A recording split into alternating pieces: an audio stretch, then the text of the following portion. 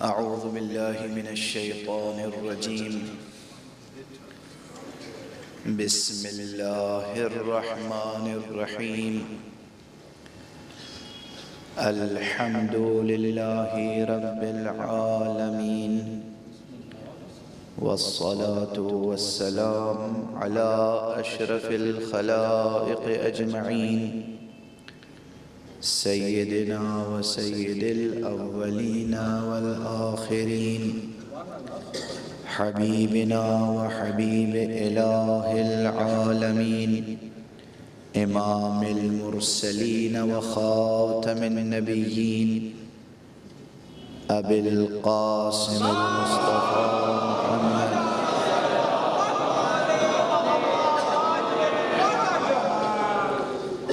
وعلى أهل بيته الطيبين الطاهرين الهداة المهديين المعصومين المظلومين، واللعنة الدائمة على أعداء الدين أجمعين.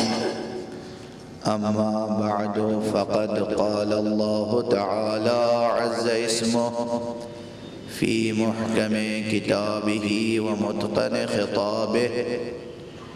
بسم الله الرحمن الرحيم. إنما المؤمنون الذين آمنوا بالله ورسوله ثم لم يرتابوا وجاهدوا بأموالهم وأنفسهم في سبيل الله أولئك هم الصادقون. صلوات الله. ایک اور بلندر صلوات.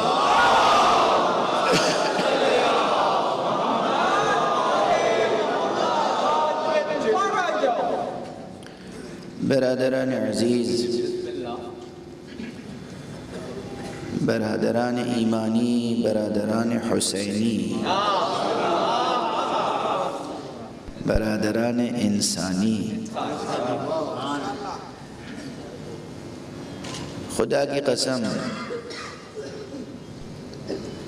آج تاریخ کی اور زندگی کی صداقت یہ ہے کہ سوائے اس ممبر کے، سوائے اس پلیٹ فارم کے، سوائے اس انسٹیٹیوٹ کے اور کوئی دوسرا انسٹیٹیوٹ ہے نہیں جو انسانیت کو خطاب کرتا ہے.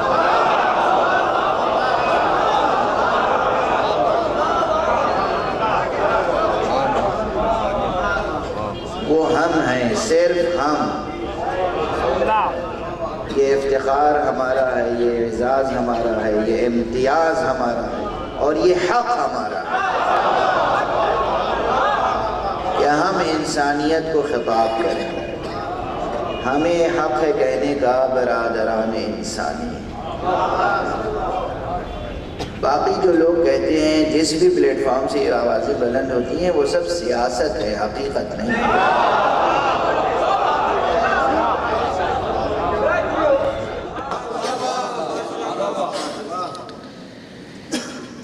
تاریخ کی صداقت یہ ہے، زیست کی صداقت یہ ہے.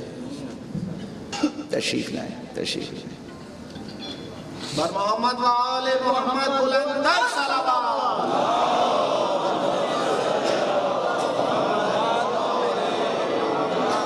ایک اور بلندر صلوات.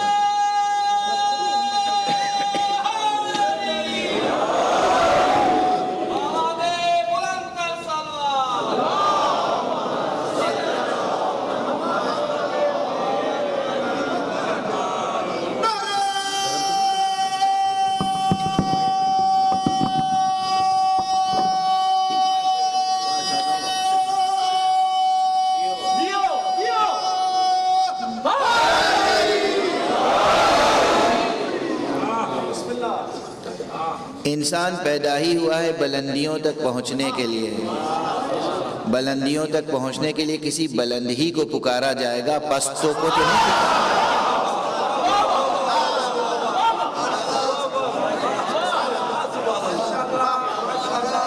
خدا آپ سب کو انسانیت کے بلند ترین درجات تک پہنچائے. خود قدر انسانیت، منزلت انسانیت، مقام انسانی بہت بلند ہے، بہت رفیع ہے. آپ ہر دو پائے کو انسان نہ سمجھا کیجئے.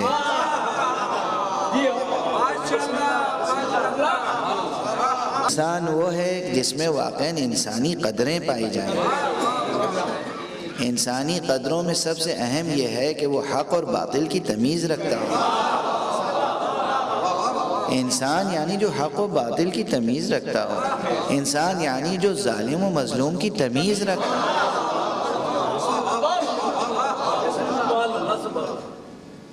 ہوگا جانوروں میں بھی یہ شعور، لیکن ہمیں نہیں معلوم کہ واقعاً جانور بحث کرتے ہیں کہ قاتل کون ہے، مقتول کون ہے، ظالم کون ہے، مظلوم کون ہے.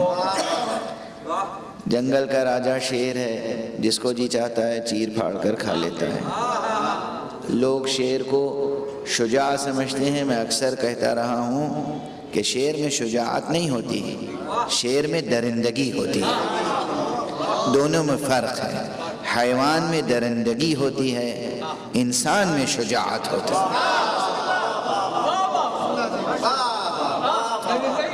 انسان ہے جس میں شجاعت ہوتی ہے، حیوان میں درندگی ہوتی ہے.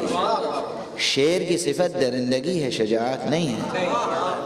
اس لیے کہ شیر کو جب بھوک لگتی ہے، جب پیاس لگتی ہے اور سامنے شکار آ جائے تو اسے چیر پھاڑ کر کھا لیتا ہے، اپنی بھوک مٹا لیتا ہے، اس کا خون پی کر اپنی پیاس بجھا لیتا ہے.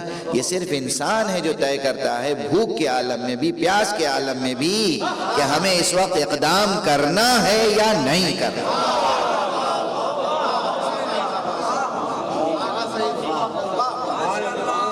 ہمیں کہاں قوت کا استعمال کرنا ہے، کہاں قوت کا استعمال نہیں کرنا ہے. قوت کا بے تحاشا استعمال کرنا شجاعت نہیں ہے، قوت کا عارفانہ استعمال شجاعت ہے.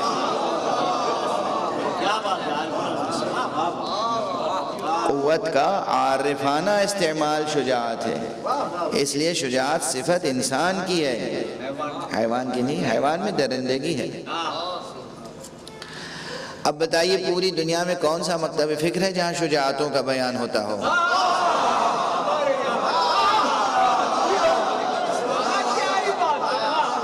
کون سا مکتب فکر ہے، کون سا مدرسہ ہے جہاں شجاعتوں کا بیان ہوتا ہو، جہاں شجاعوں کا بیان ہوتا ہو؟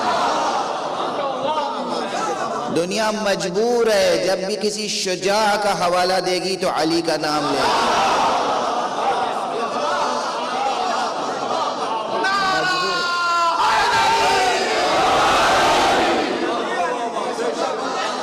چاہے وہ تاریخ اسلام ہو یا تاریخ غیر اسلام،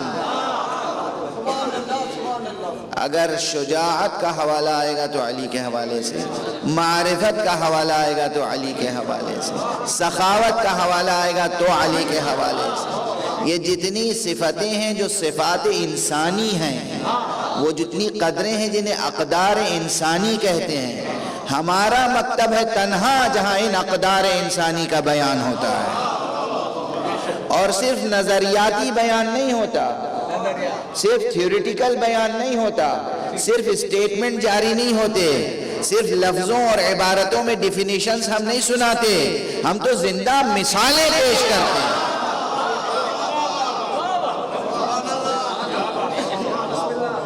اور وہ بھی ایسی مثالیں نہیں جو ہم نے گڑھ رکھی ہوں، ہم وہ مثالیں دیتے ہیں جو پروردگار نے تراشی ہیں. صلوات پڑھ دیجئے محمد وآلہ.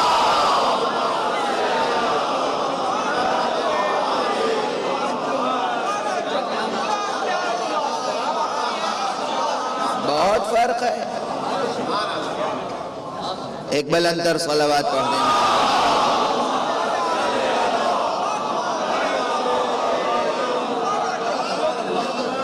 ہم اپنی گڑھی ہوئی کی مثال نہیں دیتے ہیں، ہم قدرت کی تراشی ہوئی مثالیں دیتے ہیں. قدرت نے جو پیکر شجاعت، پیکر سخاوت، پیکر علم بنائے ہیں ان کی مثالیں دیتے ہیں. اور ہمارے یہاں صداقت کا معیار ہی یہی ہے. صداقت کا معیار یہ ہے کہ جو بات واقعیت کے مطابق ہو. دیکھیے یہ بڑا اہم مسئلہ ہے. صداقت کیا ہے؟ ٹروتھ کیا ہے؟ سچائی کیا ہے؟ منطق سے لے کر، فلسفے سے لے کر، سائنس سے لے کر، میتھمیٹکس سے لے کر پوئٹری تک، ہر علم و فن میں صداقت کا اپنا معیار ہے. بھٹی صاحب تشریف فرمائیں جو آپ کی سندھی زبان کے ایک معتبر اور کہنہ مشق شاعر ہیں، ادیب ہیں، صاحب قلم ہیں. پروردگار ان کو سلامت رکھے. آج مجھے بڑی تکلیف ہوئی ہے سن کر کہ یہ اپنی صحت کی طرف سے تشویش رکھتے ہیں اور کمزوری محسوس کر رہے ہیں. آپ سب اس فرش عزا پر ان کی صحت کے لیے دعا فرمائیے.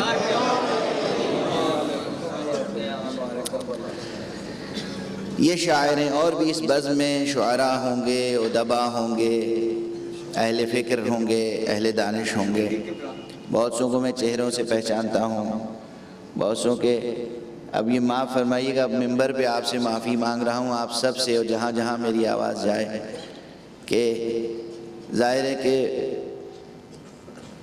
میں ممبر پہ آتا ہوں تو آپ سب مجھے میرے نام سے پہچانتے ہیں، میرے چہرے سے بھی پہچانتے ہیں. جب میں ممبر سے نیچے آتا ہوں اور آپ سب مصافحہ کرتے ہیں تو آپ کے چہرے تو یاد رہ جاتے ہیں، نام بھول جاتا ہوں. کہاں کس کو دیکھا تھا، کس بزم میں، کس مجلس میں، کس شہر میں، یہ سب تاریخ جغرافیہ بھول جاتا ہوں، مگر چہرہ مومن کا یاد رہتا ہے. مومن کا چہرہ وہ چہرہ ہی نہیں جو بھلایا جا سکے.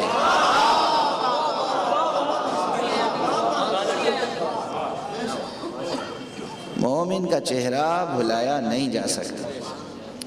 بہرحال تو بہت سے حضرات ہوں گے جنہیں میں چہروں سے پہچانتا ہوں، نام ذہن سے نکل گئے. دیکھیے شاعری کی دنیا میں بھی ایک اصطلاح استعمال ہوتی ہے. ہم اردو ادب کے حوالے سے اردو تنقید کی اصطلاح، کلاسیکل تنقید کی اصطلاح استعمال کر رہے ہیں، شعری صداقت. اب نوجوان جو شعراء یا متشاعر ہیں، متشاعر ہم لوگ انہیں کہتے ہیں کہ جو شاعر بننے کی ابتدائی دوڑ میں شامل ہیں. ابھی انہیں پتہ نہیں ہے کہ قافیہ کسے کہتے ہیں، ردیف کسے کہتے ہیں، بحر کیا ہوتی ہے، بحر کی نزاکتیں کیا ہوتی ہیں، لفظوں کا وزن کیا ہوتا ہے. میں کسی اور مفہوم کے ساتھ کہہ رہا ہوں. عام شعراء جو وزن تولتے ہیں نا وہ الگ. سچا شاعر وہ ہے جو لفظوں کا وزن جانتا ہے. سچا شاعر وہ ہے جو جانتا ہے کہ کس لفظ میں کس جذبے کو رکھا جا سکتا ہے. تو متشاعر وہ کہ جو شاعر بننے کی کوشش کر رہا ہو، شاعر نہیں ہے مگر ظاہر کر رہا ہے کہ وہ شاعر ہے. تو بہت سے متشاعر جانتے بھی نہیں کہ شعری صداقت کیا ہوتی ہے. لفظ صداقت پہ زور دے رہا ہوں. میں نے جو آیت آپ کے سامنے پڑھی ہے اس کا آخری لفظ ہے صادقون.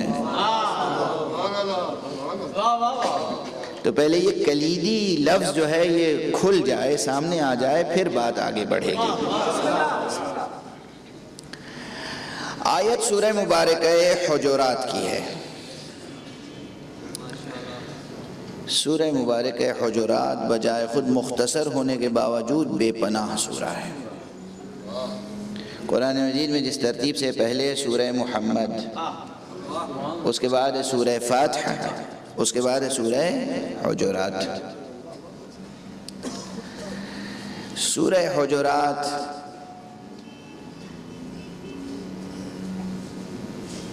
یہ جملہ سبھی کو یاد رہ جائے گا تبرکاً.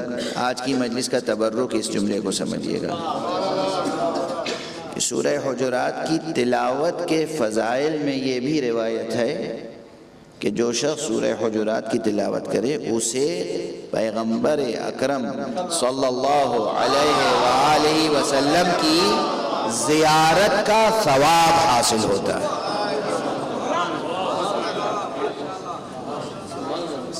یعنی جس کا دل چاہے کہ ہاں حضرت کی زیارت کرے، گھر بیٹھے سورہ حجرات پڑھے، سورہ حجرات پڑھے، حضرت کی زیارت کا ثواب حاصل ہوگا۔ پھر اس سورہ کے ثواب کو ہدیہ کرے حضرت کو، حضرت کی دعاؤں میں شامل ہو جائے۔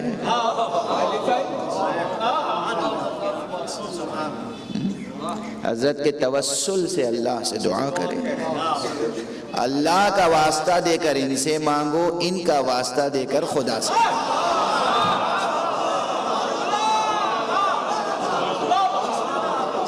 یہ شرک نہیں، یہ عین توحید ہے۔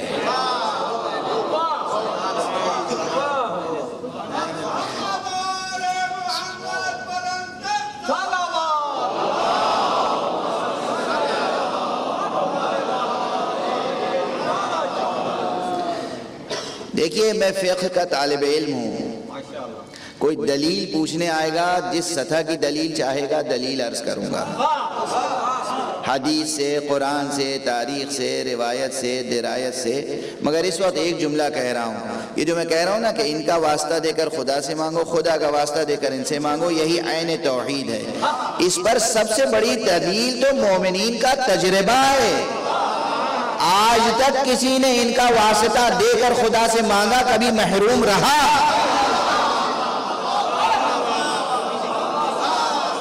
اور کسی اور کا واسطہ دے کر مانگا تو کبھی دعا پوری ہوئی؟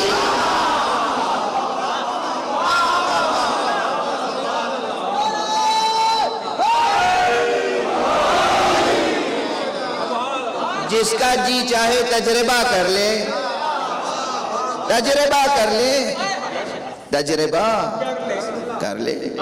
کسی اور کا نام لے کر مانگو کبھی نہیں ملے گا، محمد اور آل محمد کا نام لے کر مانگو کبھی رد نہیں ہوگی دعا۔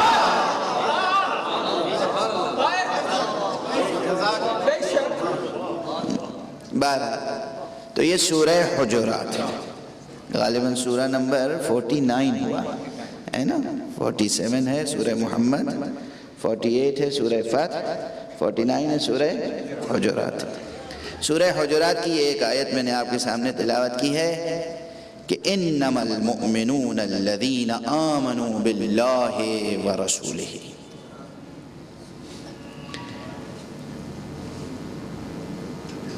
سچائی یہ ہے کہ مومن تو بس وہ ہیں،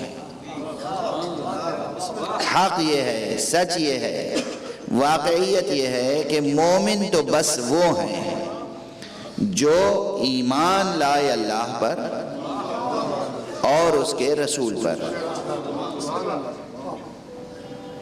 میں تو کبھی کبھی قرآن پڑھ کے اس کا ترجمہ کرنے میں بھی جھجکتا ہوں کہ آپ کہیں بے قابو نہ ہو جائیں۔ اپنی طرف سے کچھ نہیں کہہ رہا ہوں، لفظ ہے قرآن کے، میں صرف ترجمہ کر رہا ہوں، سادہ سا ترجمہ، کسی کا بھی ترجمہ اٹھا کر ملا لیجئے گا۔ حق یہ ہے، سچ یہ ہے، صداقت یہ ہے، یہ میں انما کا ترجمہ کر رہا ہوں۔ انما حقیقت یہ ہے، صداقت یہ ہے، سچائی یہ ہے کہ مومن تو بس وہ ہیں۔ معلوم ہے نا، انما، انما، یہ انما کوئی مومن بھول سکتا ہے؟ انما کوئی بھول سکتا ہے؟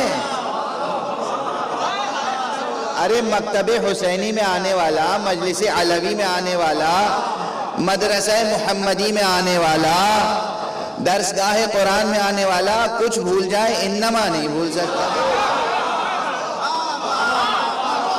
انما ولیکم اللہ ورسولہ والذین آمنوا الذین یقیمون الصلاة ویؤتون الزکاة وہم راکعون۔ انما آپ بھول نہیں سکتے، مجھے یاد ہے میں بھولا نہیں ہوں، اسی منبر پر اسی جگہ بشیر شاہ صاحب کو خدا عمر نوح عطا فرمائے، ان کو اور ان کے پورے خاندان کو سرفرازیاں عطا فرمائے کہ یہ خدمت آزاد اس خلوص سے فرما رہے ہیں۔ انہی کے ہاں اسی منبر پہ میں عرض کر چکا ہوں کہ انما اس کا ترجمہ کیجئے تو 5 بار بس کہنا پڑے گا۔ اتنا مضبوط حصار ہے، بس اور بس اور بس اور بس اور بس. پڑھ چکا ہوں تفصیل سے. یہ لفظیں نہیں ہیں جو ادا کر رہا ہوں، ایک ایک لفظ میں بڑی بحثیں ہیں جو گوش گزار کر چکا ہوں، پہلے گزارش کر چکا ہوں. وہی انما یہاں ہے. انما حق یہ ہے، سچ یہ ہے، صداقت یہ ہے، واقعیت یہ ہے، حقیقت یہ ہے کہ مومن تو بس وہ ہیں جو ایمان لائے اللہ پر اور رسول پر، ثم لم یرتابوا، اور پھر زندگی بھر کبھی دل میں شک نہ لائے.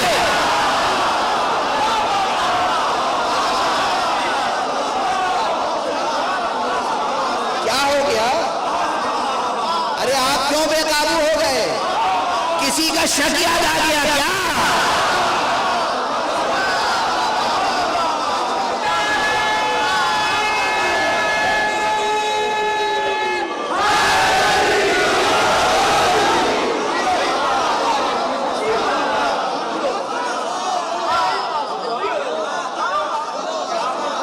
میں نے تو کچھ نہیں کہا.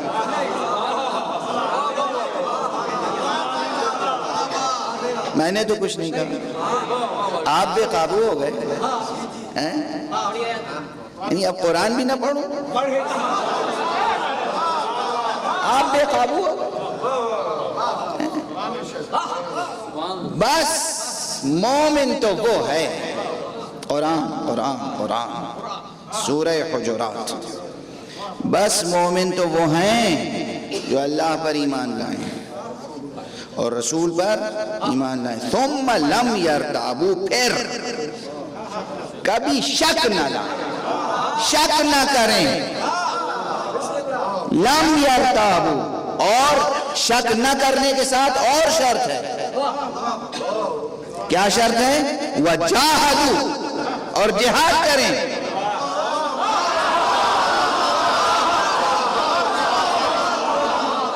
قرآن شک نہ لائیں.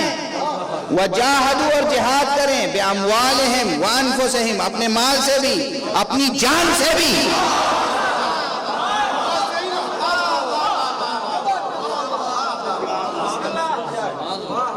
اپنے مال سے بھی، اپنی جانوں سے بھی، اپنے اموال سے بھی، اپنے سرمایوں سے بھی، اپنی جانوں سے بھی. بِأَنفُسِهِمْ بِأَنْوَالِهِمْ وَأَنفُسِهِمْ فِي سَبِيلِ اللَّهِ. اللہ کی راہ میں جہاد کریں، اپنے سرمایوں سے، اپنی پونجی سے، اپنے مال سے، اپنے اموال سے. وَأَنفُسِهِمْ، اور اپنی جانوں سے. اولئک ھم الصادقون. حقیقت یہ ہے کہ بس وہی سچے.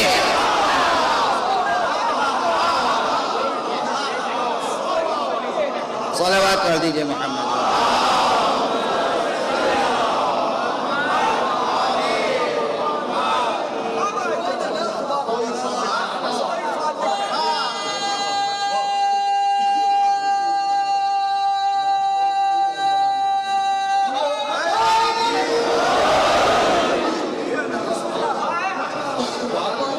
خدا کی قسم، قرآن مجید کی آیتیں ایسی ہیں کہ ان آیتوں میں ماضی بھی دیکھ لو، حال بھی پرکھ لو، مستقبل بھی سنوار لو. قرآن نے ایک اسٹیٹمنٹ دیا ہے. ماضی کو پرکھنا ہو تو اس آیت کے آئینے میں دیکھ لو. جس کو چاہے مومنین کی فہرست میں کھڑا کر دو. ہم تو یہ دیکھیں گے قرآن کسے کہہ رہا ہے مومن. قرآن کہہ رہا ہے کہ جو ایمان لائے اللہ پر، ایمان لائے رسول پر، اور پھر شک نہ لائے، دل میں شک نہ لائے، اس کے دل میں شک نہ آئے، وہ شک نہ کرے. ارے شک تو ایک عمل قلبی ہے نا، فعل قلب ہے، فعل قلب ہے. دل میں بات آتی ہے جاتی ہے، خیال آتا ہے جاتا ہے. ہمیں کیا معلوم کہ کس کے دل میں شک ہے، کس کے دل میں یقین، مگر کوئی ایسا ہی شک کرنے والا ہو جو خود کہہ دے کہ آج مجھے ایسا شک ہوا کہ اس سے پہلے کبھی ایسا نہیں ہوا تھا. یعنی شک تو برابر ہوتا رہا مگر آج سب سے بڑا شک ہوا. جب خود شک کا اعتراض کر رہے ہو تو ہم تمہارے ایمان کی گواہی کیسے؟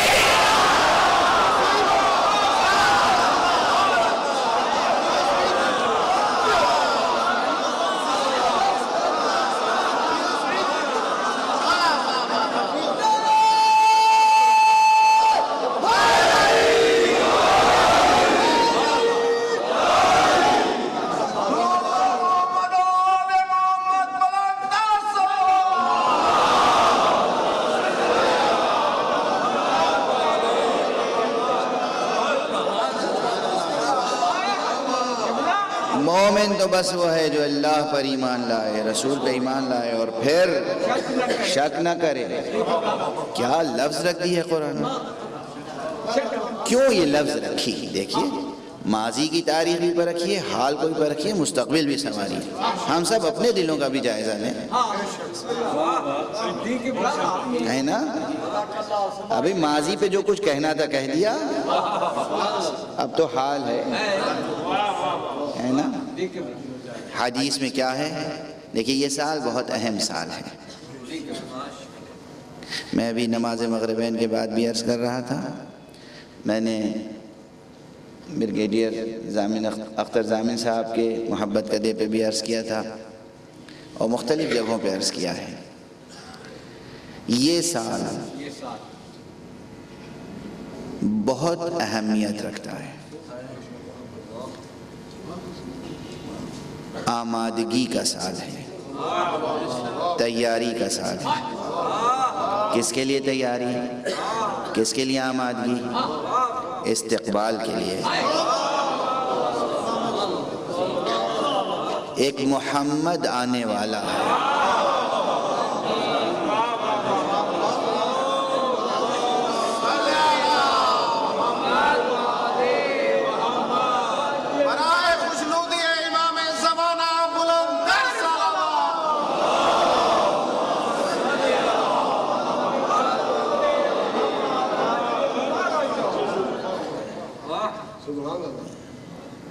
حضرت تشریف لانے والے ہیں. حجت خدا کا ظہور نزدیک سے نزدیک تر ہوتا جا رہا ہے. جیسے جیسے زمانہ گزر رہا ہے ویسے ویسے وعدہ الہی کے پورا ہونے کا وقت قریب آ رہا ہے.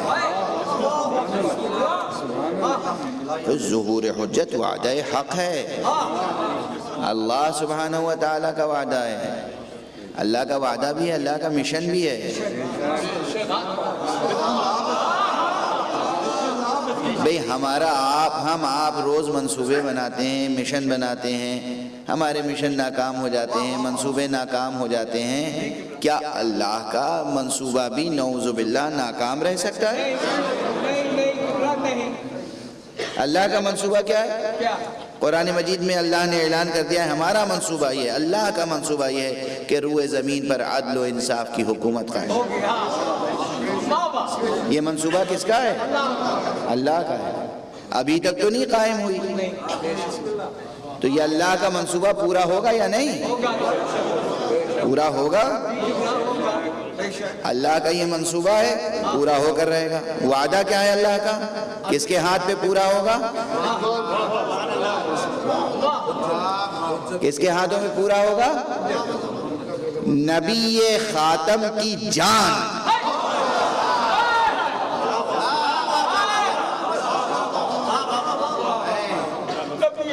نبی خاتم جس پر نبوت ختم ہو گئی. اب دوسرا نبی تو نہیں آنے والا ہے، نبوت ختم ہو گئی. جب نبوت ان پہ ختم ہو گئی تو یہ صحرا کس کے سر پہ بنے گا؟ کسی اور کے سر پہ نہیں بن سکتا نا. اب یہ صحرا پورے روئے زمین پر عدل و انصاف کی حکومت قائم ہو جائے. یہ صحرا اب عیسیٰ کے سر پہ نہیں بن سکتا، اب موسیٰ کے سر پہ نہیں بن سکتا، اب ابراہیم کے سر پہ نہیں بنے گا. بنے گا کس کے سر پر؟ نبی خاتم کے سر پر. نبی خاتم کے سر پر بنے گا تو کیسے بنے گا؟ تبھی تو بنے گا جب ان کا دل کا ٹکڑا، ان کے دل کا ٹکڑا، ان کا جزو وجود، ان کی جان، ان کا نفس، ان کا جانشین، ان کا فرزند، ان کی ذریت سے آ کر کوئی عدل و انصاف کی حکومت قائم کرے گا، اور عیسیٰ اس کے پیچھے نماز پڑھیں گے۔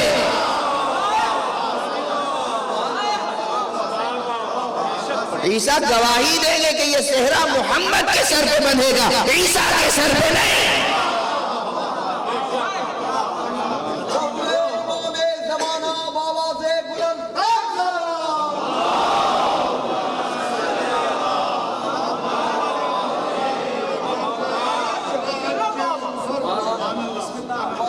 تو آج منصوبہ الہی کو پورا ہونا ہے، وعدہ الہی کو پورا ہونا ہے۔ وہ وعدہ الہی پورا کب ہوگا، کیسے ہوگا؟ وقت نزدیک آ رہا ہے، بہت نزدیک آ رہا ہے، بہت سی علامتیں ظاہر ہو چکی، بہت سے آثار سامنے آ چکے، اب ظہور کا وقت نزدیک آ رہا ہے۔ اب حدیثوں میں ایک بات کہی گئی ہے، وہ ہم سے اور آپ سے متعلق ہے۔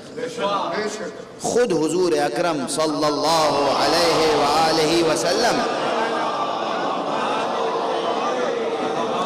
سے روایت ہے، آپ نے فرمایا میرے بعد میرے 12 جانشین ہوں گے۔ دیکھیں یہ 12 جانشینوں کی روایت تو صحیح بخاری میں بھی ہے، صحیح مسلم میں بھی ہے، لیکن بعد کی تفصیل دوسری صحیح کتابوں میں، وہ بھی انہی کتابوں میں، البتہ تمام کتابوں سے سمیٹ کر نچوڑ آپ کے سامنے پیش کر رہا ہوں، الگ الگ جسے حوالہ چاہیے ہو وہ آ جائے، یہ طالب علم سب کو صفحہ سطر کے ساتھ حوالہ دے دے گا۔ حضور نے فرمایا میرے بعد میرے 12 جانشین ہوں گے، ان میں کا پہلا علی ہوگا، آخری مہدی ہوگا، اور وہ طویل عرصے تک پردہ غیب میں رہے گا، اتنے طویل عرصے تک غیب میں رہے گا کہ مومنین میں سے بھی اکثریت کے دلوں میں شک پیدا ہو۔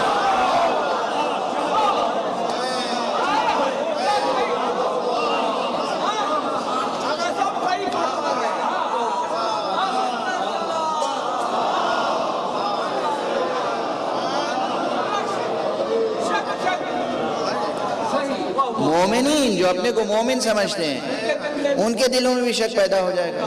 ہم دیکھتے ہیں بہت سے آتے ہیں جوان، بوڑھے، بزرگ، مغربی تعلیم یافتہ، ارے یہ کیسا وعدہ ہے، آخر کب پورا ہوگا مولانا؟ دیکھیں یہ اتنی علامتیں ظاہر ہو گئیں، ابھی تک تو تشریف نہیں لائے۔ اچھا کیسے یہ بات سمجھ میں نہیں آتی، اتنی بڑی دنیا پہ تنہا کیسے حکومت کر لیں گے؟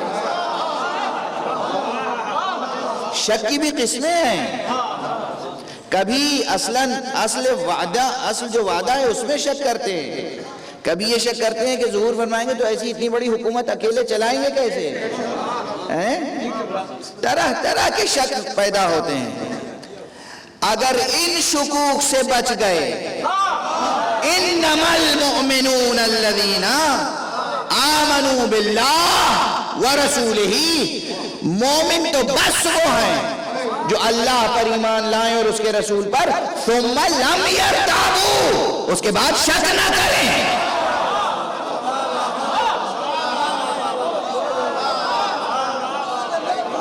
ماضی میں جس نے شک کیا ہم اس کو بھی مردود کہتے ہیں، مستقبل میں جو شک کرے گا ہم اسے بھی مردود کہیں گے۔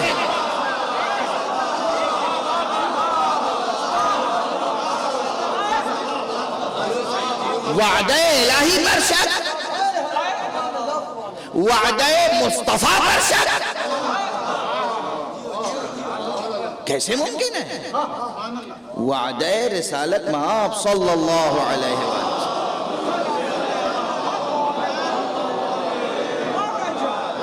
اور اس کی تعویل نہ کیجئے۔ بہت سے حضرات تعویل کرتے ہیں کہ یہ اصل میں ایک علامتی نام ہے،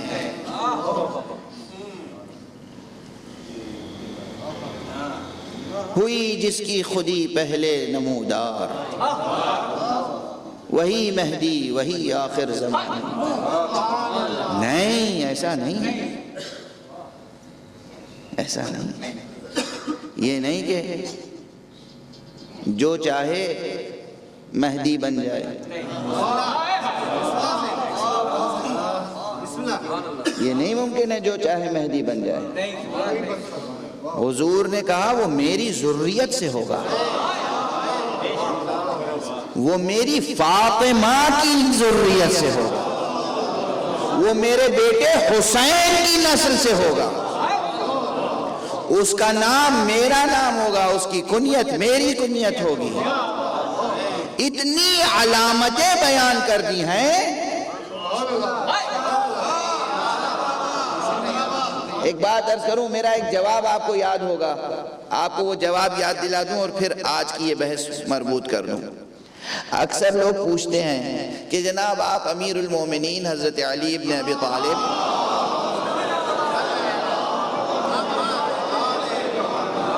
علیہ الصلاۃ والسلام کے اتنے دل دادا ہیں، آپ ان کی امامت کے قائل ہیں، خلافت کے قائل ہیں، عصمت کے قائل ہیں. آپ بتائیے اگر ایسا ہی ان کا مرتبہ ہے تو ان کا نام قرآن میں کیوں نہیں ہے؟ یہ سوال عام طور پہ ہوتا ہے، کبھی کبھی ہمارے بچے بھی کرتے ہیں. بچے ہمارے نہیں کرتے، ان کے کانوں میں ڈالا جاتا ہے، ورنہ ہمارے بچوں کی مجال کہ ان کے دل میں یہ خیال آئے.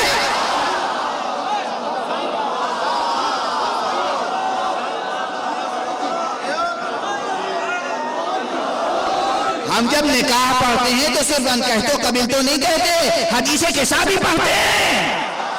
احسارِ آئے تطہیر میں جو عقد ہوگا، اس عقد کے نتیجے میں کوئی ایسا پیدا نہیں ہو سکتا.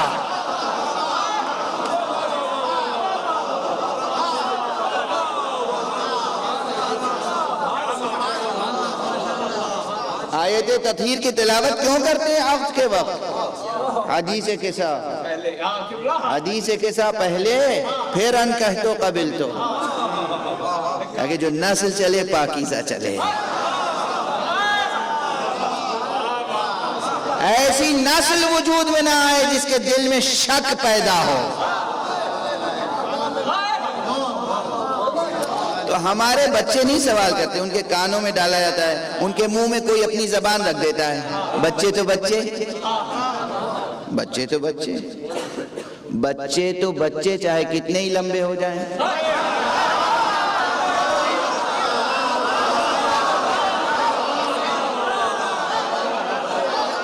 آپ قد سے فیصلہ نہ کیا کیجئے کہ بچہ ہے کہ بوڑھا.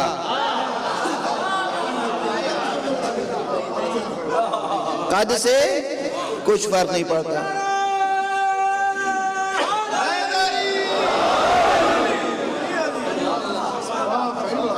تو کوئی ان کے منہ میں اپنی زبان رکھ دیتا ہے. اب بچے پوچھتے ہیں کہ اگر ایسا ہی تھا تو مولا علی کا نام قرآن میں کیوں نہیں ہے؟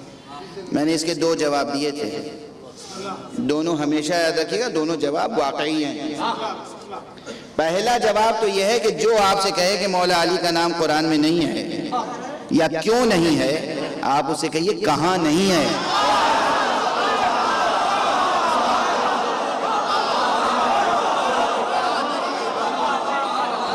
پوری علمی ذمہ داری سے کہہ رہا ہوں، پوری علمی ذمہ داری سے کہہ رہا ہوں، کہاں نہیں ہے قرآن میں نام علی؟ ہم اس قرآن کو قرآن نہیں جانتے جس میں نام علی نہ ہو. اور کسی مفتی میں جرأت ہو تو میری اس تقریر کو سن کے میرے خلاف کفر کا فتویٰ دے دے. یہ قرآن، اس میں بار بار نام علی آیا ہے بنص پیغمبر. پیغمبر نے ہمیں بتایا کہ دیکھو یہاں یہ لفظ علی کا نام ہے، وہاں وہ لفظ علی کا نام ہے، وہاں وہ لقب علی کا لقب ہے.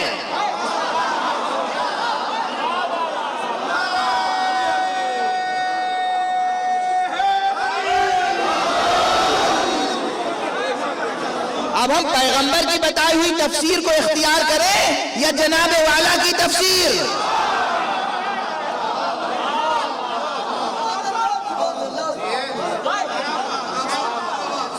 پیغمبر نے کہا صراط مستقیم سے مراد علی، صالح المومنین سے مراد علی. پیغمبر نے کہا نبع عظیم سے مراد علی ہے.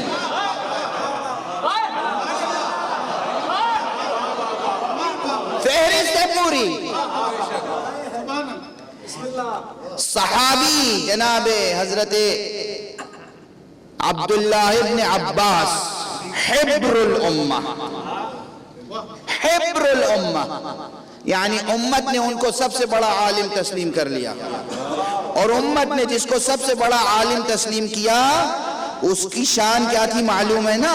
کسی نے پوچھا کہ ابن عباس بہت بڑے عالم ہو، تمہاری نسبت علی سے کیا ہے؟ کہا میری نسبت علی سے پوچھتے ہو؟ میں تو سمندر کے مقابلے میں قطرے کی نسبت بھی نہیں رکھتا۔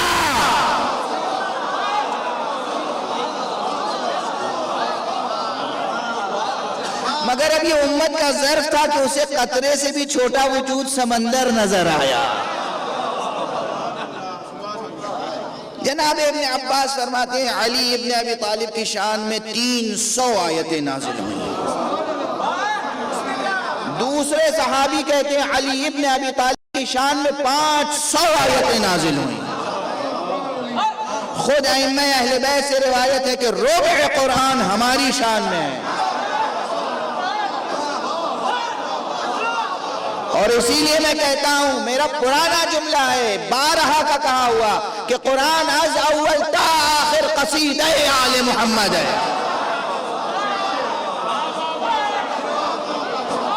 اگر کسی اور کا تذکرہ ہے تو بعنوان تشبیہ۔ شاعر سمجھتے ہیں کہ قصیدہ کیا ہوتا ہے، اس میں تشبیہ کیا ہوتی ہے۔ یہ قرآن پہلا جواب کیا ہے؟ جب کوئی کہے کہ علی کا نام نہیں، کہیں کہاں نہیں ہے، پورے اعتماد سے۔ یہ کوئی فن مناظرہ نہیں سکھا رہا ہوں آپ کو، پورے اعتماد سے کہ کہاں نہیں ہے نام علی۔ البتہ علی کی شخصیت اتنی عظیم ہے کہ ان کا ایک ہی نام تھوڑی ہے۔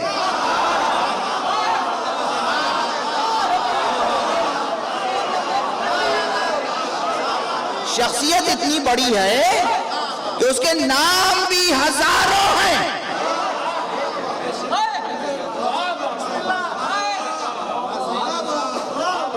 جہاں جیسی مناسبت ہوتی ہے اس نام سے اللہ نے علی کا ذکر کیا ہے، اور خود امیر المومنین علی ابن ابی طالب علیہ السلام کا نام لفظ علی کے ساتھ بھی قرآن میں موجود ہے۔ مگر یہ وہی سمجھ سکتے ہیں جو قرآن سمجھ سکے،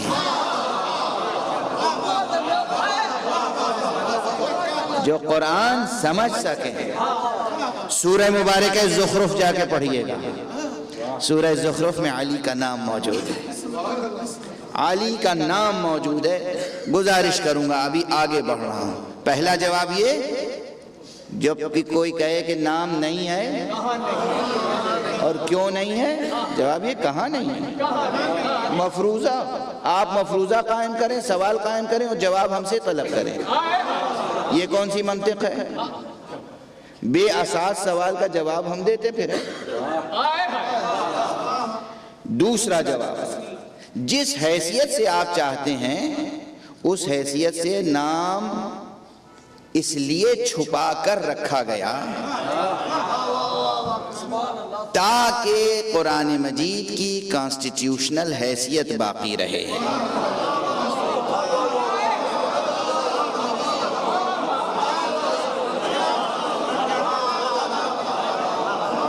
قرآن کانسٹیٹیوشن ہے، آئین ہے، آئین میں کسی بھی عہدے کی شرطیں لکھی جاتی ہیں، کوالیفیکیشنز لکھی جاتی ہیں، کسی کا نام نہیں لکھا جاتا۔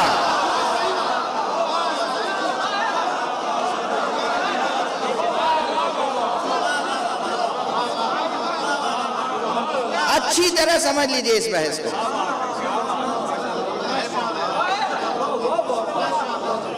کانسٹیٹیوشن ہے، پاکستان آزاد ہوا، ہندوستان آزاد ہوا۔ اب آپ جانتے ہیں میں تو ادھر ہی سے آتا ہوں نا، تو میں نے اپنے ملک کا کانسٹیٹیوشن پڑھا ہے۔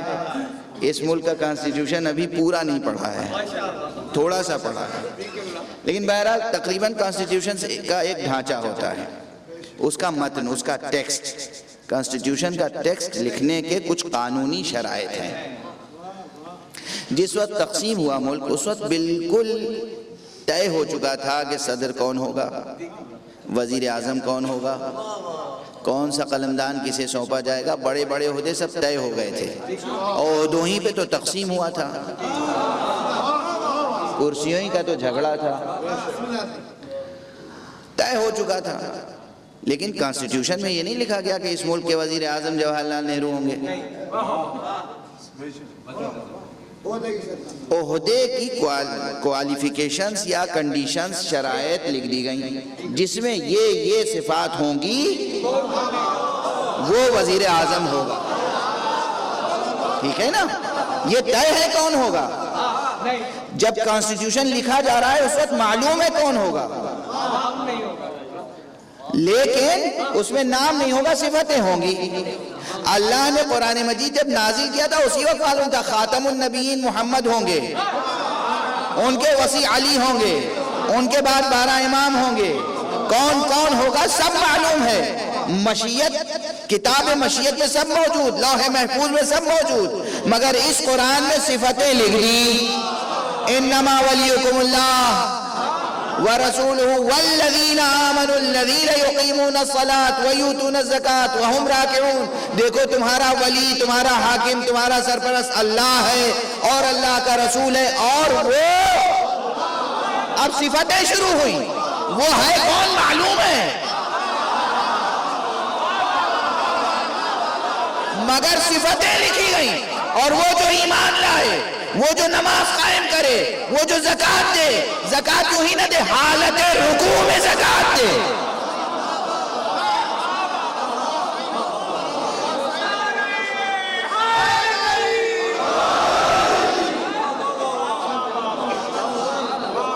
اب جس میں یہ کوالٹیز مل جائے وہ ولی اللہ ہوگا،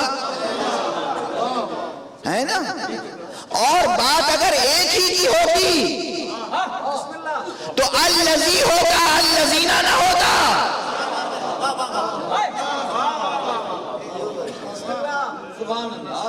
الذی یعنی ایک، الذین جمع ہے، پیغمبر کے بعد سلسلہ قیامت تک رہنا ہے امامت کا، اس لیے صرف الذی نہیں کہا گیا، الذین کہا گیا۔ واضح ہے؟ تو دونوں حیثیتوں سے جواب ذہن میں رہے کہ علی کا نام ہے، ہر سورے میں ہے، کوئی سورہ نہیں ہے جس میں ذکر علی نہ ہو۔ جس سورے میں بسم اللہ نہیں ہے اس میں بھی ذکر علی درمیان میں ہے۔ صلوات پڑھ دیجئے محمد و آل محمد۔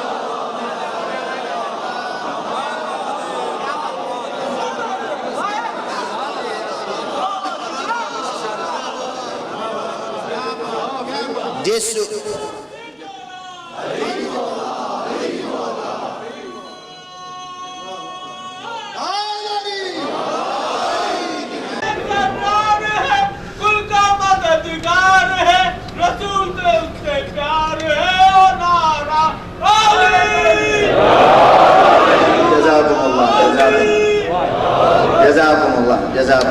جزاکم اللہ، آپ کے جذبات کو خدا قبول فرمائے، خدا آپ سب کو ذاکرین اہل بیت میں شمار کرے، آپ سب کے دلوں میں یادیں راسخ ہیں۔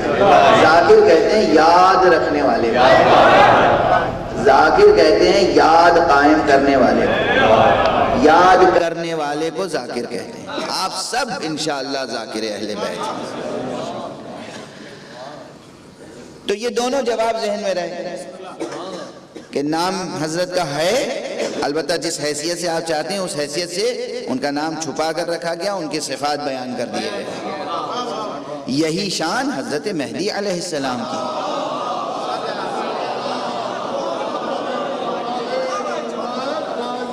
بالکل یہی شان۔ تو قرآن میں جو اللہ کا وعدہ ہے، حدیث میں جو رسول کا وعدہ ہے، وہ وعدہ غلط نہیں ہو سکتا۔ حضرت کا ظہور نزدیک ہے۔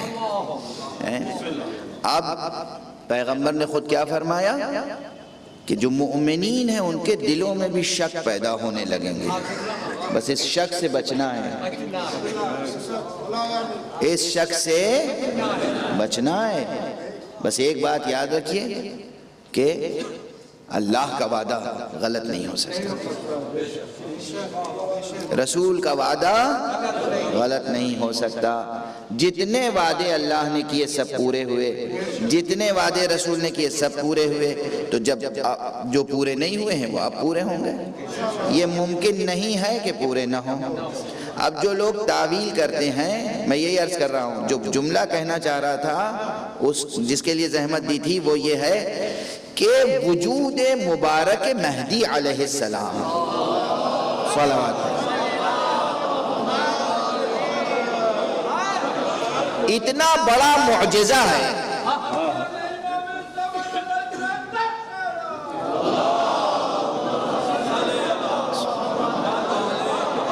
وجود مبارک اتنا بڑا معجزہ ہے، اتنا بڑا معجزہ ہے، اتنا بڑا معجزہ ہے۔ کس کا معجزہ؟ اللہ کا بھی معجزہ ہے، رسالت کا بھی معجزہ ہے، امامت کا بھی معجزہ ہے۔ اتنا بڑا معجزہ ہے کہ یہاں پر آ کر شان آپ کی یہ ہے کہ ایک لحاظ سے جناب امیر المومنین علیہ السلام سے بھی آپ کی شان ممتاز ہو جاتی ہے۔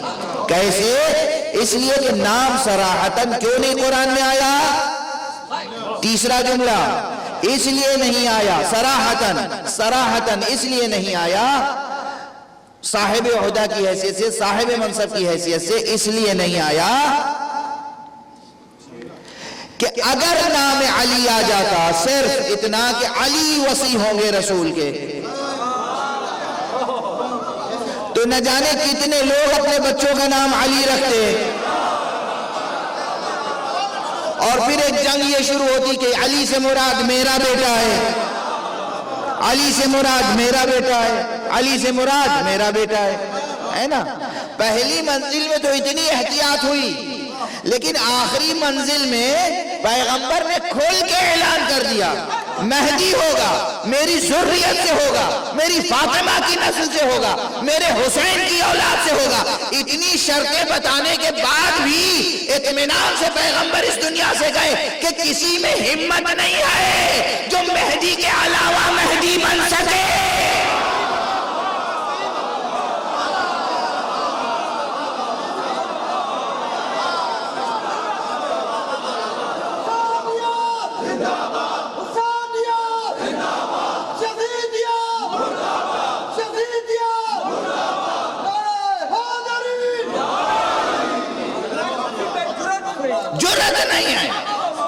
جرأت نہیں ہے۔ ویسے تو دنیا میں کوئی محمد نہیں بن سکتا، کوئی علی نہیں بن سکتا، کوئی حسن نہیں بن سکتا، کوئی دوسری زہرا نہیں بن سکتی، کوئی دوسرا حسین نہیں بن سکتا۔ ارے اس نسل میں جتنے ہیں وہ سب کے سب ایسے ہیں کہ ان کا ثانی نہیں بن سکتا، اور یہی شان مہدی کی ہے۔ عجل اللہ تعالی فرجہ الشریف۔ ممکن نہیں ہے، معلوم ہے زہرا کی نسل سے ہوں گے، کوئی بھی سید کھڑا ہو جائے اور اپنا نام رکھ لے محمد اور اپنی کنیت رکھ لے ابو القاسم، ہمت ہے، جرأت ہے، وہ مہدی ہے۔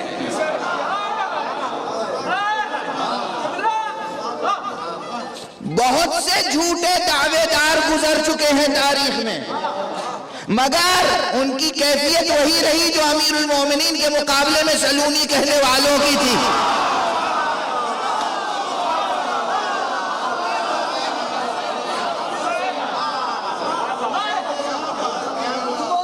علی کے مقابلے میں جس نے کہا سلونی رسوا ہوا، ہمارے مہدی کے مقابلے میں جتنے مہدی اٹھے سب رسوا ہوئے۔ وہ مہدی تشریف لائیں گے، ہم سب ان کے منتظر ہیں۔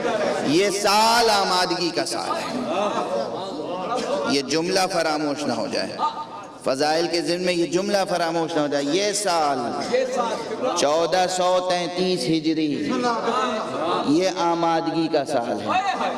دلوں کو آمادہ کریں، ذہنوں کو آمادہ کریں، روحوں کو آمادہ رکھیں، نفسوں کا تزکیہ کریں، جسم و جان کو پاک رکھیں، قرآن مجید کی تلاوت کا سلسلہ قائم رکھیں، احکام سیکھیں، احکام پر عمل کی پوری کوشش کریں۔ دل میں عزم ہونا چاہیے کہ آقا ہم آپ کے کسی حکم کی نافرمانی نہیں کریں۔ یہ عزم ہونا چاہیے. انما المؤمنون الذين آمنوا بالله ورسوله ثم لم يرتابوا. مومنین تو بس وہ ہیں، کلمہ پڑھ لینے والے مومن نہیں ہیں، نہیں ہیں. یہ میں نہیں کہہ رہا ہوں، اسی سورے میں. آج جا کے ہوم ورک کیجئے گا. دیکھیے میں اکثر مجلس میں کہتا ہوں، میرا یہ 1 گھنٹے سوا گھنٹے کا لیکچر جو ہے یہ ضائع نہ چلا جائے. آج جائیے گا گھر پہ، وضو کیجئے گا، نماز پڑھیے گا. اگر نماز مغرب و عشاء پڑھ چکے ہیں، جو کہ انشاءاللہ پڑھ کر آپ آئے ہیں، تو پھر 2 رکعت نماز حاجت پڑھیے گا. 2 رکعت نماز حاجت پڑھ کے قرآن اٹھائیے، سورہ حجرات کی تلاوت کیجئے. اس سورہ حجرات کی تلاوت سے کیا کیا ہوگا؟ ثواب رسول، زیارت رسول حاصل ہوگا. رسول پاک کی زیارت کا شرف اور ثواب ملے گا.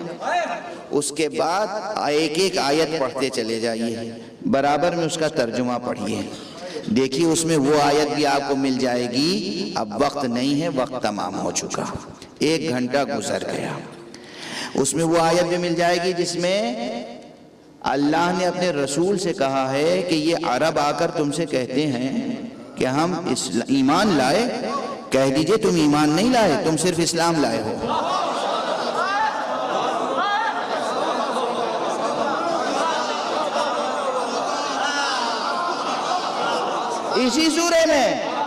اسی سورہ کیوں؟ اب اس کی تشریح کر دوں، کراچی کی تقریروں سے اس تقریر کو مربوط کر دوں. مومن اور مسلم میں فرق کیا ہے؟ جو صرف لا الہ الا اللہ محمد رسول اللہ کہہ لے سیاسی مجبوری سے،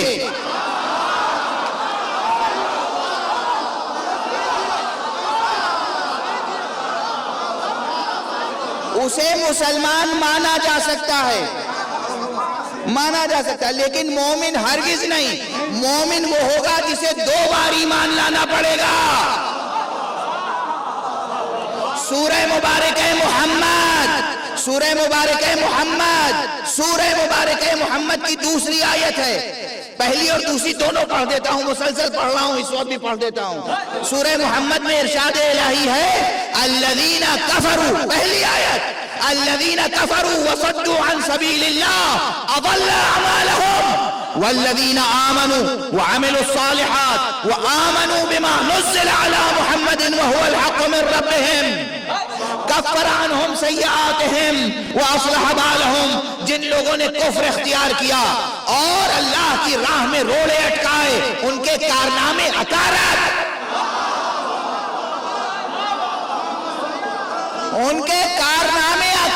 کر دیے جائیں گے. کام باطل کر دیے جائیں گے. اعمال بدعمالیاں نہیں، اعمالہم، ان کے اعمال، ان کے کام کارنامے اکارت کر دیے جائیں گے. والذین آمنوا وعملوا الصالحات، اور جو لوگ ایمان لائے اور انہوں نے نیک کام کیے، وآمنوا، اور ایمان لائے.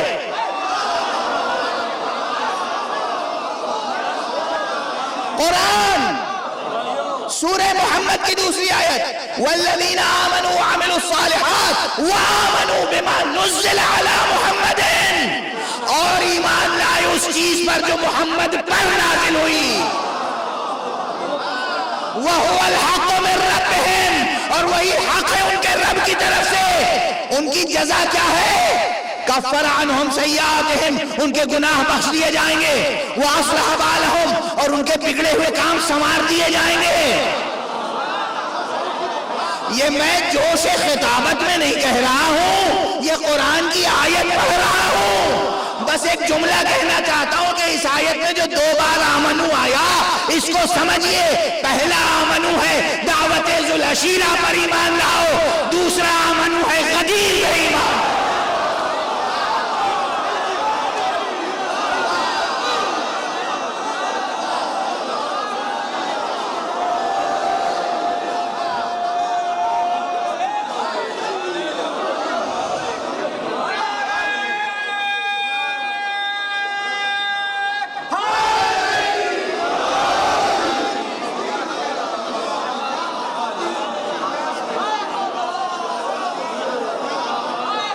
دو بار ایمان، آمنو والذین آمنوا وعملوا الصالحات وآمنوا، ایک بار ایمان لیا ہے، دوبارہ کون سا ایمان؟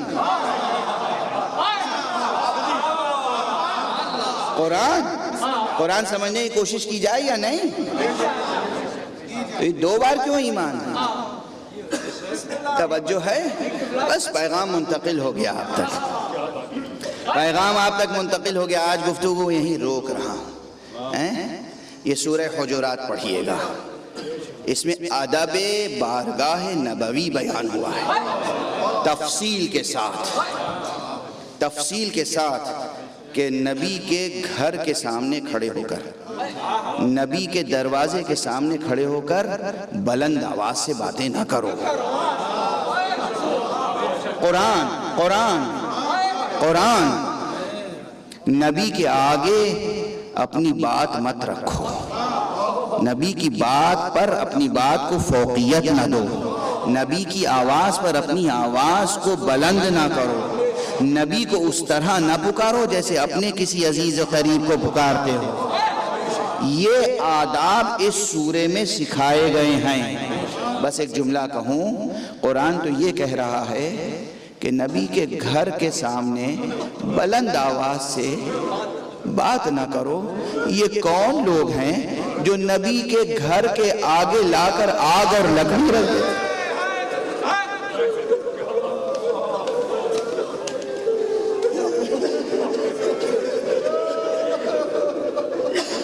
یہ کون ہے جو نبی کے گھر کے آگے آگ اور لکڑی رکھ دیتے ہیں؟ یہ کون ہے جو نبی کے دروازے کو جلا دیتے ہیں؟ یہ کون ہے جو نبی کی بیٹی کو در و دیوار کے درمیان پیس دیتے ہیں؟ یہ کون ہے جو نبی کے لال حسین اور حسین کے اہل بیت کے خیموں کو جلا دیتے ہیں؟ یہ کون ہے؟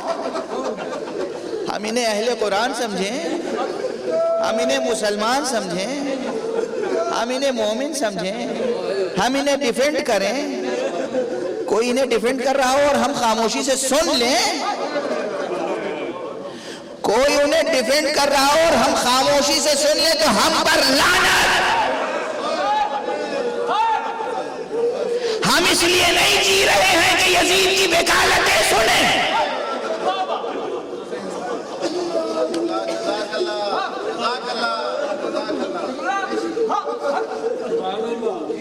یا یزید جیسوں کی وکالتیں سنیں۔ قرآن کہہ رہا ہے رسول کا ادب سیکھو، رسول کی آواز پہ اپنی آواز بلند نہ کرو۔ رسول کہہ رہے ہیں حسین منی و انا من حسین، حسین مجھ سے ہے، میں حسین سے ہوں۔ رسول کہہ رہے ہیں کہ الحسن والحسین سیدہ شباب اہل الجنہ، حسن اور حسین جوانان جنت کے، اہل جنت کے سردار ہیں۔ یہ کون ہے جو حسین سے بیعت طلب کر رہا ہے؟ یہ کون ہے؟ یہ کون ہے؟ کیا کیا تاریخ میں لکھا ہے، میں کیا عرض کروں؟ آپ سن سکتے ہیں، دل جگر کباب ہو جاتا ہے۔ کربلا میں تیر و تبر کے، نیزے کے، تلوار کے زخم کم لگے ہیں، جو بے ادبی ہوئی ہے، جو گستاخی ہوئی ہے۔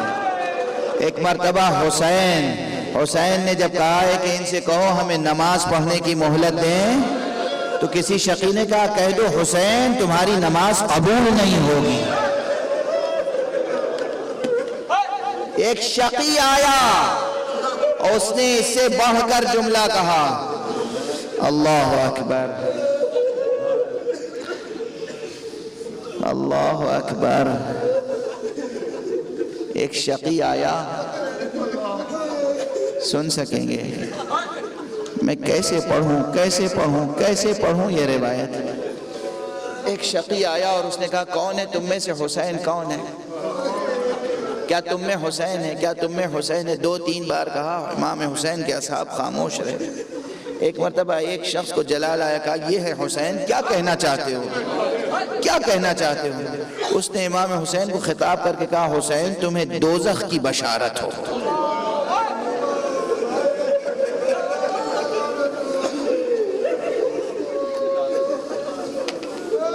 پیغمبر کہہ رہے ہیں حسن و حسین اہل بہشت کے سردار ہیں.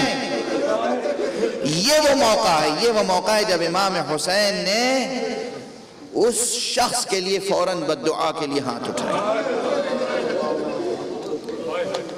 کہا پروردگار اللہم حزہ الی النار، پروردگار اسے کشا جہنم میں آگ میں پہنچا دے. اسی وقت خود اس کا گھوڑا بھڑک گیا، وہ گھوڑے سے گرا اور اس کا پیر رکاب میں الجھ گیا. گھوڑا دیوانہ وار کربلا میں پھرتا رہا، دوڑتا رہا، اور وہ شخص زمین پر گھسٹتا رہا یہاں تک کہ اس کے جسم ٹکڑے ٹکڑے ہو گئے. اور پھر ایک خندق میں جہاں آگ جل رہی تھی وہاں اس کا جسم جا کر گرا. امام حسین نے فوراً سجدے میں سر رکھا، کہا پروردگار شکر ہے کہ تو نے ابھی اس کو جہنم میں پہنچایا.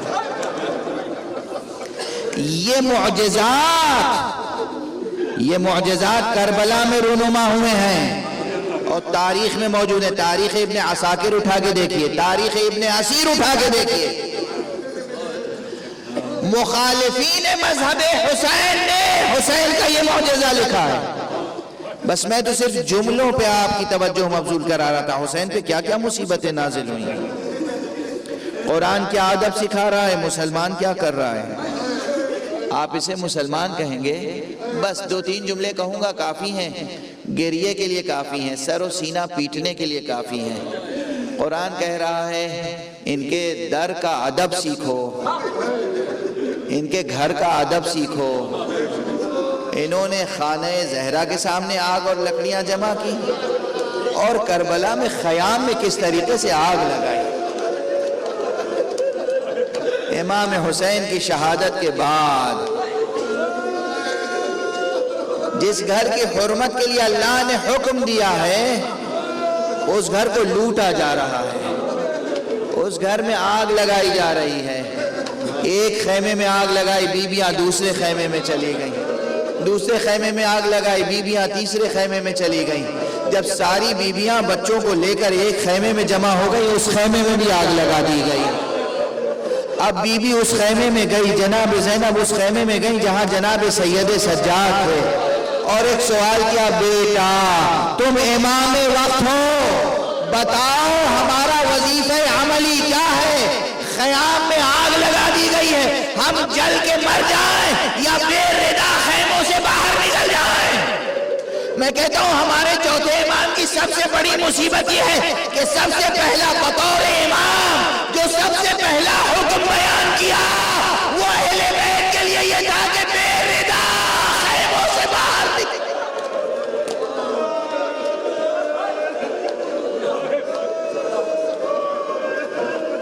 اجرکم علی اللہ، اجرکم علی اللہ. انا للہ و انا الیہ راجعون، رضا بقضائہ و تسلیما لامرہ.